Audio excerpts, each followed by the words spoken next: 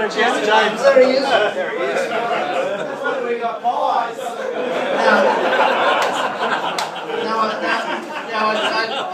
I'll tell you what, but when you retire, the money runs out. That's why John Werribee, he'll be still teaching when he's 85. He can't afford to retire. Is he 85 now? No, Thanks, John. He's just entered his 8th decade. Well, a big thank you to James and to Jeff. This is always superbly organised, and it's a very generous venue, and those of us who are here from the staff have been truly made welcome, and we're most grateful to you both for that. Thank you very much. I know you can't clap them because you're all holding one of those bottles in your hand. Now, I think the genius of our school is that everybody gets on with everybody else. I haven't said hello to Tim Austin yet. Yeah. Or to Tim Hamilton. And I see David Glazebrook's there. Anyway, we'll get round to that. We're here till midnight. Well, the genius is the people that you would never dream of mixing with otherwise, but because they're Trinitarians, you get on famously. Now, you'll never believe this, but Roland Helby and Randall Cinnamon and I spent a month together in the Mediterranean. Well, I mean, what an unlikely threesome. Anyway, we had a great time. And I'm eternally grateful to Roland, who, when we were on sabbatical in 1985, looked after Marcus, who was actually in the boarding house, and Roland saw himself as his protector. So when we next went on holidays, Marcus said, "I'd like Roland to come with us," and so he did, and we've been spending Christmas Day together ever since. So there you are. So I think that's the genius about our school, that everybody gets on with everybody else, and it is. You know, when I retired, we had 62 nationalities and 28 religious groups. Everything was according to the rites of the Church of England, and everybody just seemed to acquiesce in that quite happily. But it was so wonderful. I mean, occasionally our Greek gardener would tell us that I had to do something about the language that the Greeks used. And I think there was a little outbreak once between the Tamils and the Sri Lankans. But apart from that, we got along so famously. It was wonderful. And I congratulate you all. Now look. I'm now in my 80th year. As is Robert. As is Robert here. And Brian Miller. And I'm older than you are. And Robert Parker. But he's dead. He's gone to glory. Well, I mean, what's it like to be in your 80th year? Well, we downsized when I started rolling down the hill every time I did the garden in Newport. So we sold the house and we got a tiny little apartment, tiny cubby house, right on South Stain. So every morning, we walk to Shelley Beach, do the loop, come back again and have a swim. And as I'm walking there, or tottering along, these young fellas, they just jog past me with their boards stuck on their arm, paddle out to the bow break, over to Winky Pop, over to Dead Man's Run. And as I see them, I think, yes, I used to have a body like that. But it's all gone. Well,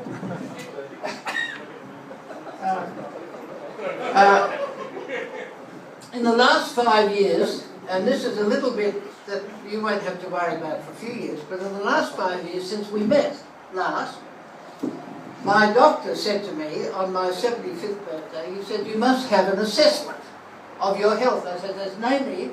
I'm in good health. The taxpayer shouldn't have to pay for my health at the age of 70. He said, "You're having an assessment." So we went right through it all. Finally, he said, "There must be something wrong with you." He said that 3 times. So on the 3rd time, just to satisfy him, I said, well, I've got a little heaviness in the legs. He said, you'll have to go and see a cardiologist at Main Vale. I said, it's not necessary, it's a waste of time. And as I went in, there was a bloke staggering out whose face was like beetroot. So I said to the cardiologist, oh, he must be in bad shape. No, she said, he's clear. So she said, strip down to your waist and let's have a look at you. She took one look at the computer, she said, you're in a bad way. Straight to North Shore Private, and within 3 days, I had an operation, a quintuple bypass. Never do things by halves. A quintuple bypass. Well, that's what they call preventive medicine. Both of my parents were carried off with strokes, and so I got in there before the stroke actually happened. And then, last year, suddenly my PSA went up from 4 to 7.6. So, I mean, if you like, I can show you the scars. Oh no! Very tangent. Give us a look. Yeah, go on. Anyway, so I had what they call a localized radical prostatectomy. So lads, enjoy life while you can. What do we do when we went to this palatial room in the Menzies Hotel? What do? Jump in bed together? No, we read the paper. So I tell you what, enjoy life while you can. But I tell you what, there's one very, very good thing from this operation. The urine flow is as good as a 12-year-old.